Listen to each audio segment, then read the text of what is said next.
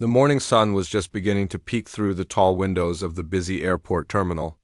12-year-old Alex sat in one of the uncomfortable plastic chairs, his small backpack clutched tightly in his lap. His sneakers didn't quite touch the floor, and he swung his legs nervously back and forth. The boarding pass in his pocket felt like the most important thing in the world. Right now, this was his first time flying alone, ever. His stomach was doing little flips as he watched other passengers walking by with their rolling suitcases and coffee cups. Some looked tired, some looked excited, but all of them seemed to know exactly what they were doing. Alex wished he felt that confident the night before. His father had sat him down in the living room and gone over everything one more time. Remember, son, when you get to the airport, find your gate number. Gate 23. The flight attendants are there to help you, so don't be afraid to ask questions if you need anything. His dad had ruffled his hair the way he always did when he was being serious but caring.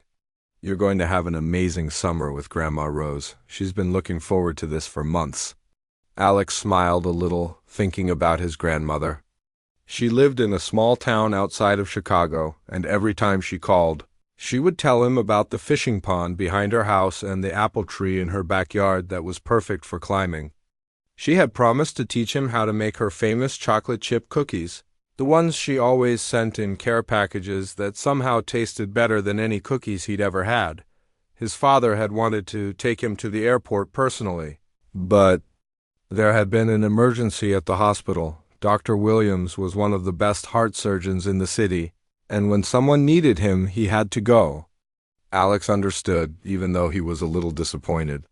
His dad had arranged for a car service instead, and the driver, Mr. Peterson, was really nice. He had even helped Alex practice what to say when he checked in.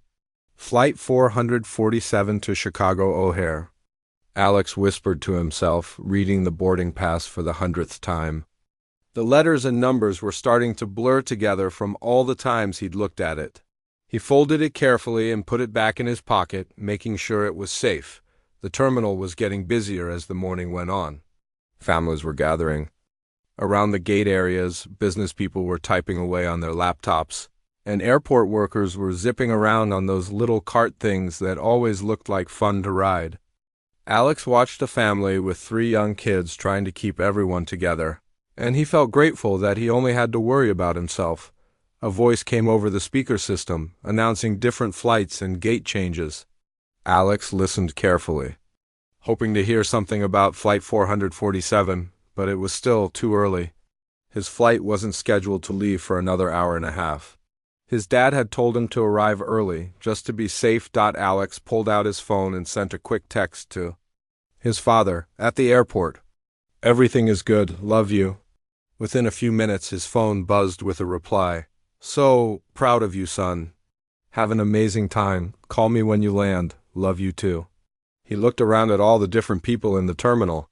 There was an older couple sharing a newspaper and coffee, a young woman with bright purple hair reading a thick book, and a businessman talking loudly on his phone about some important meeting.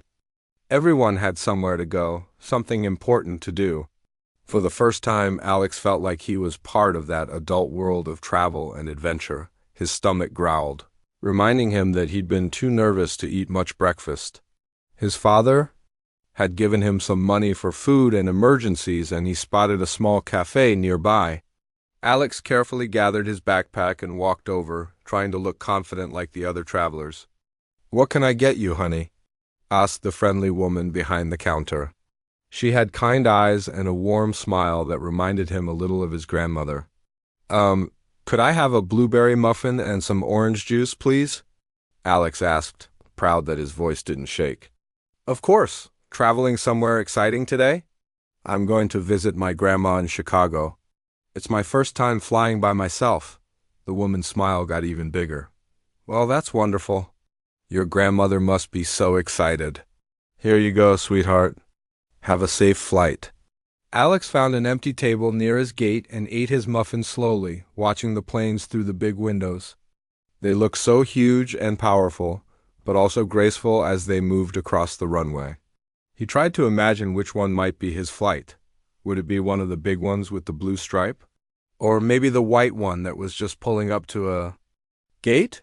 As he sat there, Alex noticed something that made him feel a little uncomfortable.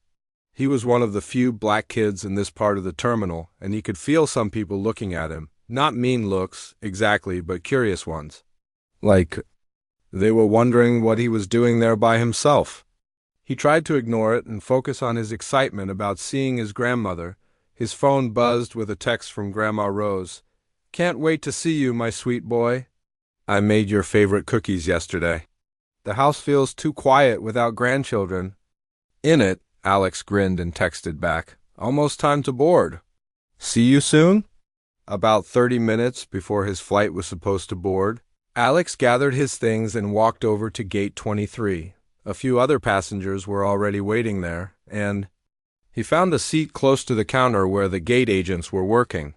He wanted to be ready when they started calling for passengers. The gate area slowly filled up with more people. Alex noticed a businessman in an expensive-looking suit who kept checking his watch impatiently. There was also a young mother with a baby who was trying to keep the little one entertained with toys and books. An elderly man was reading a thick novel, completely absorbed in whatever story was happening on those pages. The gate agent, a middle-aged woman with short brown hair, made an announcement. "Good morning, everyone.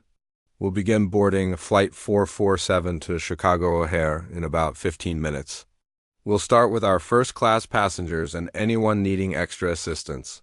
Alex's heart started beating faster. This was really happening. He was about to get on an airplane by himself and fly hundreds of miles away. Part of him was nervous, but a bigger part was excited. His dad had always told him that being brave didn't mean you weren't scared. It meant you did the right thing. Even when you were scared, he thought about his father, probably in surgery right now, saving someone's life. His dad had always been his hero, not just because he was a doctor, but because he was kind and strong and always tried to help people. Alex hoped that someday he could be like that too. The minutes ticked by slowly. Alex checked his boarding pass again, making sure he had everything ready. Seat 2A, his father had mentioned it was a good seat, up front where he'd have plenty of room and could get off the plane quickly when they landed. Finally, the gate agent picked up her microphone. "Ladies and gentlemen, we're now ready to begin boarding Flight 447 with nonstop service to Chicago O'Hare. We'll start with our first-class passengers." Alex took a deep breath, grabbed his backpack, and stood up. This was it. The adventure was about to begin. Alex walked up to the gate counter with his boarding pass in hand, trying to look as confident as the adults around him. The gate agent barely looked up as she scanned his pass and waved him through. "Have a nice flight," she said in that automatic way that people say things when they've said them 1,000 times before. The jet bridge felt like walking through a tunnel. Alex could hear the hum of the airplane's engines getting louder as he got closer to the entrance. When he stepped onto the plane, he was amazed by how big it was inside. The seats stretched back as far as he could see, and flight attendants were moving around, helping passengers find their spots and putting bags in the overhead bins. Alex looked at his boarding pass again. Seat 2, that meant he needed to turn left into the first-class section. He'd never been in first class before. His dad had mentioned it was a special treat for his first solo flight, but Alex hadn't really understood what that meant until now. The first-class seats were huge compared to the regular airplane seats he'd seen in movies. They were made of soft leather and had so much legroom that Alex felt like a little kid sitting in a grown-up's chair. There was even a small pillow and blanket waiting for him. He put his backpack under the seat in front of him and settled in, still amazed that this was really happening. "Excuse me." Alex looked up to see a flight attendant standing in the aisle next to his seat. She was a woman in her 40s with blonde hair pulled back in a tight bun and a look on her face that didn't seem very friendly. Her name tag said Miss Johnson, but she didn't introduce herself. "Can I see your boarding pass?" she asked, holding out her hand. "Sure," Alex said, pulling it out of his pocket. He handed it to her with a smile, expecting her to just glance at it and move on like the gate agent had done, but Miss Johnson didn't just glance at it. She held it up close to her face and studied it carefully, turning it over and looking at the back. Then she looked at Alex, then back at the boarding pass, then at Alex again. Her eyebrows were scrunched together like she was trying to solve a difficult math problem. "This says seat 2A, she said slowly. "Yes, ma'am." "That's my seat," Alex replied, starting to feel a little confused. Was there something wrong with his ticket? Miss Johnson looked around the first-class cabin, then back at Alex. "And you're traveling alone?" "Yes, ma'am. I'm going to visit my grandmother in Chicago." The flight attendant's expression didn't change. If anything, she looked even more suspicious. "Who bought this ticket for you?" Alex was starting to feel uncomfortable. The way she was asking questions made it sound like he had done something wrong. "My dad bought it, Dr. Williams. He had to work today, so he couldn't come with me." Miss Johnson made a little snorting sound like she didn't believe him. "Dr. Williams, huh? And where exactly did your dad get the money for a first-class ticket?" The way she said "dad" with those little air quotes made Alex's stomach feel sick. He could feel other passengers starting to look in their direction. An older man in seat 1B had put down his newspaper and was watching what was happening. A business lady across the aisle had stopped typing on her laptop. He works at the hospital," Alex said quietly. "He's a heart surgeon." Miss Johnson let out a laugh that wasn't funny at all. "Right, a heart surgeon. And I suppose you just happened to find this first-class ticket lying around somewhere?" Alex felt his face getting hot. He didn't understand why she was being so mean to him. "No, ma'am, my dad really did buy it. He wanted me to be comfortable on my first flight alone." "Listen, kid," Miss Johnson said, stepping closer to his seat. Her voice was getting louder, and now Alex was sure that everyone in first class was staring at them. "I've been doing this job for 15 years, and I know when something doesn't add up. A kid like you doesn't just end up in first class unless something fishy is going on." "A kid like me?" Alex repeated, his voice barely above a whisper. He was starting to understand what she meant, and it made him feel sick to his stomach. "Don't play dumb," Miss Johnson said. "You know exactly what I mean. First-class tickets cost more money than most people make in a month. So either you stole this ticket, or someone gave you a fake one, or you're sitting in someone else's seat." Alex felt tears starting to build up in his eyes, but he tried hard not to let them fall. His father had always taught him to stay calm and speak respectfully, even when other people weren't being respectful to him. "I promise you, this is my ticket. My dad really did buy it for me," but Miss Johnson wasn't listening anymore. She had made up her mind about what she thought was happening.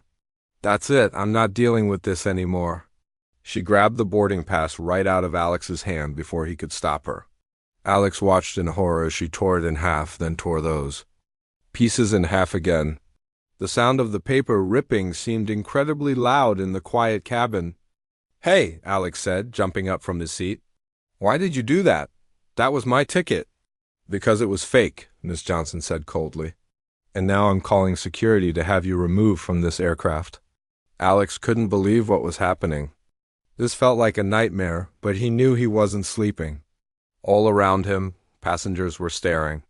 Some looked shocked, others looked uncomfortable, and a few were even taking out their phones to record what was happening. "Please," Alex said, his voice shaking now. "Can you just call my dad? He can explain everything. His number is in my phone." "I'm not calling anyone," Miss Johnson snapped. "Security will handle this from here." She turned and walked toward the front of the plane, probably to use the phone to call security. Alex stood there in the aisle, holding the torn pieces of his boarding pass, feeling more alone and scared than he'd ever felt in his life. The older man in seat 1B was shaking his head in disgust. "That's absolutely shameful," he muttered to his wife, "treating a child like that." The business lady across the aisle leaned over. "Honey, are you okay? Do you need me to call someone for you?" But before Alex could answer, he saw Miss Johnson coming back down the aisle with 2 airport security guards following behind her. They were both tall men in uniform, and they looked very serious. Alex's heart was pounding so hard he was sure everyone could hear it. "That's him," Miss Johnson said, pointing at Alex like he was some kind of criminal.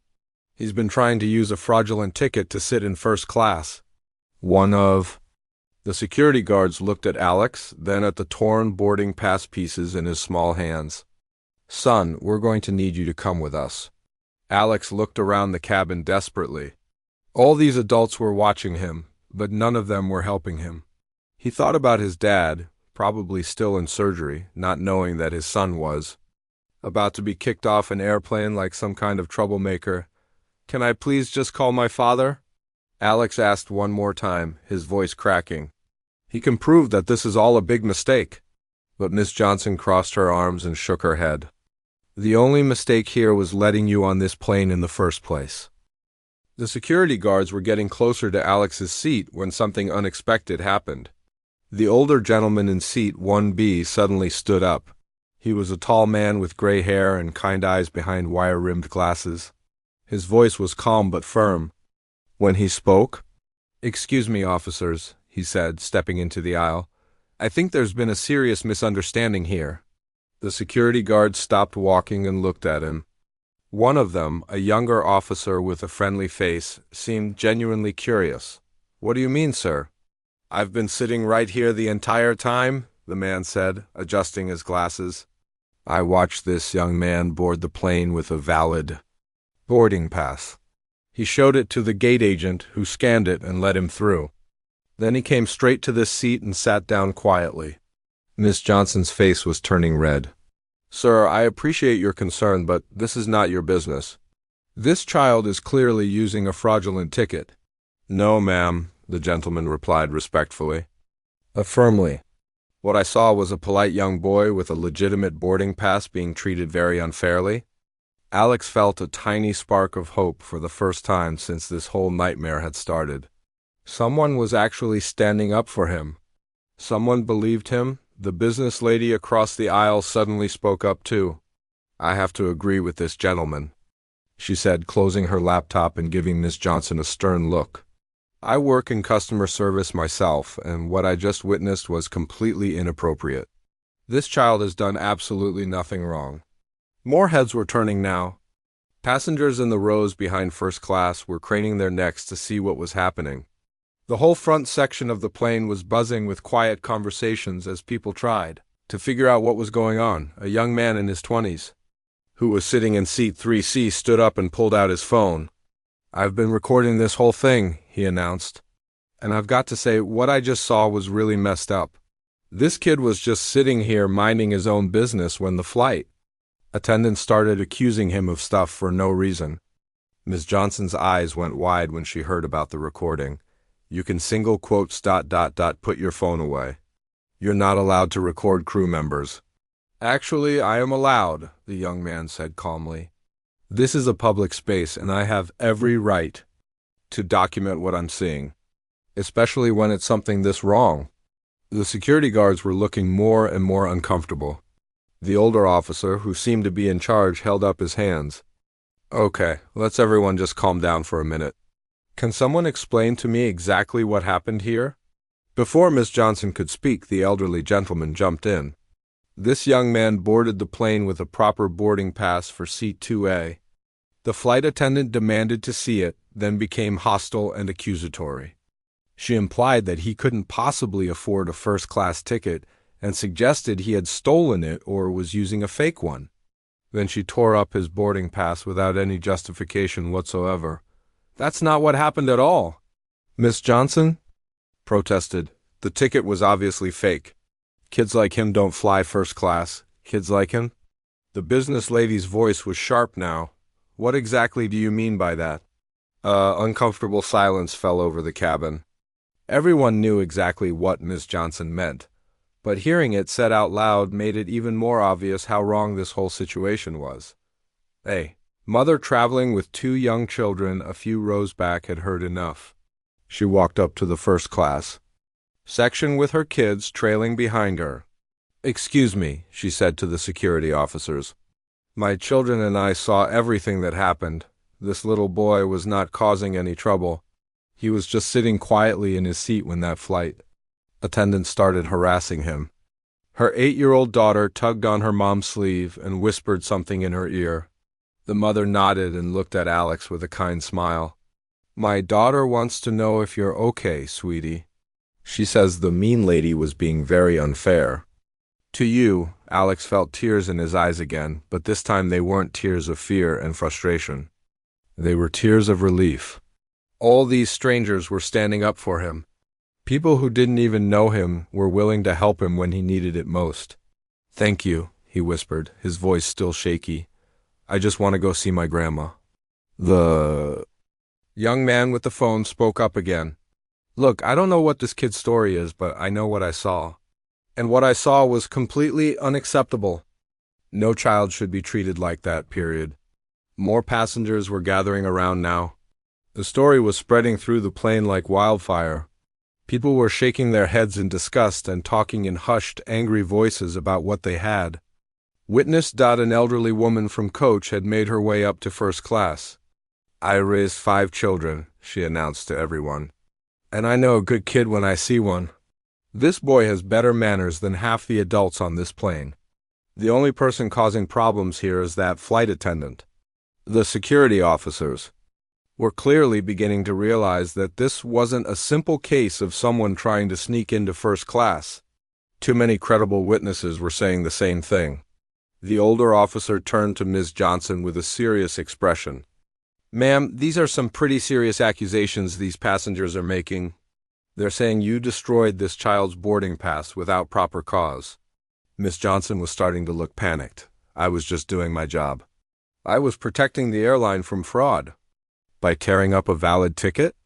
The businessman in seat 1B asked. I'm a lawyer, ma'am, and what you did could be considered destruction of property at the very least. The younger security officer was looking at the torn pieces of boarding pass that Alex was still holding. Do you still have all the pieces, son? Alex nodded and carefully handed over the torn fragments. The officer started trying to put them back together like a puzzle. After a few moments, he showed the reconstructed ticket to his partner. This looks legitimate to me, he said quietly. The paper quality is right, the printing looks official, and the seat assignment matches where he was sitting. The older officer nodded and turned to Ms. Johnson. Ma'am, I think we need to call this in to your supervisor. This situation has gotten out of hand. No, wait, Ms. Johnson said quickly. Maybe I made a mistake. Maybe we can just... But it was too late. The damage was done. Too many people had seen what happened. Too many phones had been recording. And most importantly, a young boy had been treated terribly for no good reason. The elderly gentleman put a gentle hand on Alex's shoulder. Don't worry, son. We're going to make sure this gets sorted out properly. What's your father's name? Maybe we can call him and let him know what's happening. Alex looked up at this kind stranger who had been the first person to stand up for him. His name is Dr. Williams. He works at Metropolitan Hospital. The businessman's eyebrows shot up. Dr. Williams, the heart surgeon? Alex nodded, surprised by the recognition. You know him? Know him? The man said with a growing smile. Son, your father saved my brother's life 3 years ago? The businessman's words hung in the air like electricity. Your father saved my brother's life 3 years ago. Alex looked up at the man with wide eyes. He was used to people knowing his dad from the hospital, but it still amazed him sometimes. Really? Really, the man said, his voice getting warmer. My brother had a massive heart attack at age 42.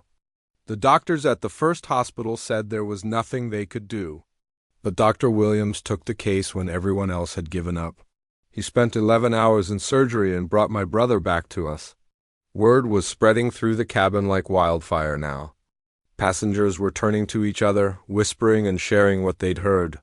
The name Dr. Williams was being passed from row to row. The young mother with her children stepped forward. Wait a minute, Dr. Williams from Metropolitan Hospital? The one who runs the free clinic on weekends? Alex nodded, feeling a little embarrassed by all the attention, but also proud of his father. Yeah, that's him. He says everyone deserves good medical care, not just people who can pay for it. A man in his 50s who had been sitting quietly in coach had made his way up to first class. Excuse me, he said to Alex. Did you say your father is Dr. Williams, the cardiac surgeon? Yes, sir. The man's face broke into a huge smile. Son, your father operated on my wife last year. She had a heart condition that 3 other doctors said was too risky to fix. Dr. Williams not only fixed it, but he refused to take any payment beyond what our insurance covered. He said helping people was more important than money. Miss Johnson was looking paler by the minute. The security officers were taking notes now, and one of them was speaking quietly into his radio. She could see her career flashing before her eyes as more and more passengers came forward with stories about Alex's father. An elderly woman from the middle of the plane was slowly making her way forward, leaning on a walking cane. "Is there room for one more story?" she asked with a gentle smile. The crowd of passengers parted to let her through. She looked at Alex with tears in her eyes. "Your daddy saved my grandson's life when he was just a baby.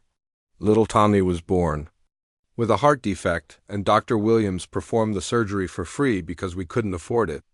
Tommy just started high school this year." Alex felt his chest swelling with pride and emotion. He'd always known his father was special, but hearing all these stories from strangers made him realize just how many lives his dad had touched. The business lady who had first stood up for Alex was shaking her head in amazement. "So let me get this straight," she said, looking directly at Miss Johnson. "You just treated the son of one of the most respected doctors in the city like a criminal? A man who literally saves lives for a living and helps people who can't even pay him?" The young man with the phone was still recording everything. "This is incredible," he said. "I'm posting this story online. People need to know about this." Miss Johnson finally found her voice, but it came out as barely a whisper. I didn't know ... "You didn't know because you didn't bother to ask," the elderly gentleman said firmly. "You made assumptions based on nothing but prejudice." The older security officer had finished his radio conversation and approached Alex. "Son, we're going to need to contact your father to verify everything, but based on what we're hearing from all these passengers, it's clear that a serious mistake has been made here." "I have his number," Alex said, pulling out his phone. "But he might be in surgery. He's probably really busy." "We'll try anyway," the officer said kindly. "And don't worry, you're not in any trouble. In fact, I think it's the flight attendant who's going to have some explaining to do." While they waited for someone to contact his father, more passengers kept coming forward with stories. A nurse from the children's hospital where his dad sometimes volunteered, a medical student who had learned from him, even a janitor from the hospital who talked about how Dr. Williams always said, "Good morning," and asked about his family. Alex was overwhelmed by it all. He'd never realized how many people his father had helped over the years. Each story made him prouder and also made Miss Johnson look worse and worse. The pilot's voice suddenly came over the intercom. "Ladies and gentlemen, this is Captain Rodriguez speaking. We're experiencing a slight delay due to an issue that needs to be resolved before departure. We appreciate your patience." A few minutes later, Captain Rodriguez himself appeared in the first-class cabin. He was a distinguished-looking man in his 50s with kind eyes and a no-nonsense expression. He surveyed the crowd of passengers and the security officers before his gaze settled on Alex. "You must be young Mr. Williams," he said with a smile. "I just got off the phone with your father." Alex's heart jumped. "Is he okay? Is he mad?" "He's not mad at you, son," the captain said, "but he's very concerned about what happened. He's actually on his way to the airport right now." Miss Johnson made a small choking sound. The captain turned to look at her with an expression that could freeze water. "Miss Johnson, I understand there's been an incident involving this passenger." She nodded weakly, unable to meet his eyes. "I also understand that you destroyed this child's boarding pass without proper authorization." Another weak nod. Captain Rodriguez turned back to Alex. "Son, your father told me some pretty impressive things about you. He said you're brave, respectful, and smart. From what I'm hearing from all these passengers, you've shown exactly those qualities today." The elderly woman with the cane spoke up. "Captain, this boy has been nothing but polite through this whole awful experience. He even said please and thank you while that woman was being horrible to him." "That doesn't surprise me," the captain said. "Dr. Williams told me he raised a good kid." One of the passengers who had been recording pulled out a tablet and showed it to the captain. Sir, this video has already been shared over 1,000 times in the last hour. People are really upset about how this child was treated. Captain Rodriguez watched the video with a grim expression. When it finished, he looked at Miss Johnson with disappointment and anger. In my 30 years of flying, I have never seen such unprofessional and inappropriate behavior from a crew member. The security officer approached the captain. Sir, we've contacted the airline's customer service manager. She's on her way to the gate right now. Good, the captain said. This situation requires immediate attention at the highest level. Alex looked around at all the faces surrounding him. Passengers who had been strangers an hour ago were now like a protective wall around him. People were patting his shoulder, offering him snacks and drinks, and telling him everything was going to be okay. The businessman who had first stood up for him knelt down next to Alex's seat. You know what, son? You've got more dignity and class than most adults I know. Your father should be very proud of you. He taught me to always be respectful, even when other people aren't being respectful to me, Alex said quietly. Well, he taught you right, the man said with a smile. And something tells me that when this is all over, things are going to work out just fine for you. 20 minutes later, Alex heard familiar footsteps coming down the jet bridge. His heart jumped when he saw his father walking onto the plane, still wearing his surgical scrubs under a hastily thrown-on jacket. Dr. Williams' face was calm, but Alex could see the concern and controlled anger in his eyes. Dad! Alex called out, jumping up from his seat. Dr. Williams quickly made his way through the crowd of passengers and wrapped his son in a tight hug. Are you okay, buddy? Are you hurt? I'm okay now, Alex said, his voice muffled against his father's shoulder. But Dad, they tore up my ticket and called me a liar. Dr. Williams gently pulled back and looked at his son's face, checking to make sure he was really all right. Then he stood up and surveyed the scene. The first-class cabin was packed with passengers, 2 security officers, the captain, and a very nervous-looking flight attendant who was trying to make herself invisible in the corner. Dr. Williams? The elderly gentleman who had first stood up for Alex extended his hand. I'm Robert Chun. I witnessed everything that happened to your son, and I want you to know that he conducted himself with incredible dignity throughout this entire ordeal. Dr. Williams shook the man's hand gratefully. Thank you for standing up for him. That means more to me than you know. Your son is a credit to you, sir, said the business lady. Even when that woman was being horrible to him, he never raised his voice or said anything disrespectful. Captain Rodriguez stepped forward. Dr. Williams, I'm Captain Rodriguez. I want to personally apologize for what happened to your son on my aircraft. This is absolutely unacceptable, and I assure you that we will be taking immediate action.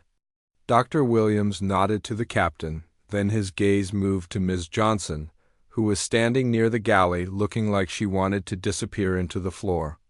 When their eyes met, she immediately looked away. Miss Johnson, Dr. Williams said quietly. His voice wasn't loud, but there was something in it that made everyone in the cabin stop talking and listen. I understand you had some concerns about my son's ticket. Miss Johnson's voice came out as barely a whisper. Dr. Williams, I didn't know who you were. I made a mistake. The mistake wasn't not knowing who I am, Dr. Williams replied calmly. The mistake was treating any child the way you treated my son. Would this have been acceptable if I was a janitor? Or unemployed? Or if we couldn't afford first-class tickets? The flight attendant opened her mouth, but no words came out. She knew he was right. Dr. Williams continued, his voice still calm but firm. My son was sitting quietly in his assigned seat, bothering no one. He showed you his valid boarding pass when you asked. He answered your questions politely. And your response was to accuse him of fraud and destroy his ticket. The young man who had been recording everything spoke up. Dr. Williams, I got the whole thing on video. The way she treated your son was completely wrong. She made it clear that she thought he didn't belong in first class because of his race. Dr. Williams looked at his son, who was still standing close to him. Alex, tell me what happened, in your own words. Alex took a deep breath and explained everything. From the moment Miss Johnson first asked to see his ticket to when she tore it up and called security. His voice was steady, and he stuck to the facts without exaggerating or saying anything mean about the flight attendant. When Alex finished his story, Dr. Williams put his hand on his son's shoulder. "I'm proud of how you handled yourself, son. You remembered everything I taught you about staying calm and respectful, even when someone is treating you unfairly."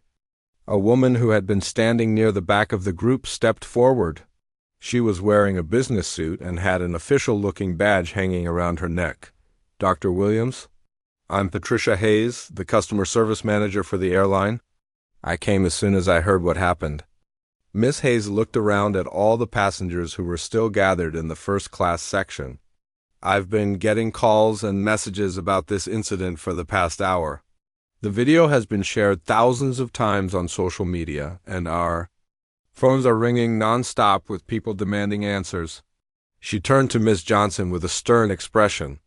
"Miss Johnson, based on what I've heard from multiple witnesses and what I've seen in the video evidence, your employment with this airline is terminated effective immediately."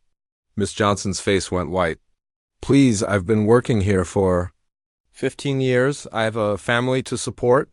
"I made a mistake, but this wasn't a mistake," Dr. Williams interrupted gently. "A mistake is adding wrong or forgetting someone's name. What you did was deliberate discrimination against a child." Captain Rodriguez nodded in agreement. "Dr. Williams is right. What happened here today was completely unacceptable, and it goes against everything our airline claims to stand for." Miss Hayes turned back to Dr. Williams and Alex. "Sir, I want to offer you and your son our most sincere apologies. We're also prepared to offer you both complimentary flights for an entire year, and we'd like to make a donation to a charity of your choice." Dr. Williams considered this for a moment. "I appreciate the gesture, but what I really want is for you to make sure this never happens to another child." "Any child, absolutely," Ms. Hayes said quickly. "We're implementing immediate changes to our training programs. Every employee will undergo sensitivity training, and we're reviewing all our policies to make sure they protect passengers from discrimination." The elderly woman with the cane who had shared the story about her grandson spoke up. "Dr. Williams, your boy is lucky to have you as a father, but I think you should know that he didn't need you here to prove his worth. Everyone on this plane could see what kind of person he is just by watching how he carried himself." Dr. Williams smiled at his son. "That's because his grandmother raised me right, and I tried to pass those same lessons on to him." The businessman who had first defended Alex approached them. "Dr. Williams, I meant what I said earlier. Your brother saved my life. If there's ever anything I can do for you or your family, please don't hesitate to ask." Similar offers came from other passengers. The nurse wanted to volunteer at his free clinic. The medical student asked if he could shadow Dr. Williams to learn from him. The mother with children invited Alex to her daughter's birthday party. Alex looked around at all these strangers who had become his defenders and friends in the span of an hour. "Dad, why were all these people so nice to me?" Dr. Williams knelt down to his son's level. "Because that's what good people do, Alex. They stand up for what's right, even when it's not easy. Today you learned that there are more good people in the world than bad ones." Captain Rodriguez checked his watch. "Dr. Williams, if you and your son are ready, we'd like to get this flight underway. Alex, you're still welcome to travel to Chicago to visit your grandmother, and I guarantee you'll receive the best service we can provide." Alex looked up at his father. "Can we still go, Dad?" "Grandma is expecting me," Dr. Williams smiled. Of course we can go. In fact, I think I might join you for the weekend. I could use some of your grandmother's cooking and some time with my family." As they settled back into their seats, the elderly gentleman leaned over. "Young man, you've learned something important today. Sometimes the world isn't fair, but there are always people willing to fight for what's right." Alex nodded, feeling wiser than his 12 years. "Thank you for helping me. Thank you for showing us all what courage looks like."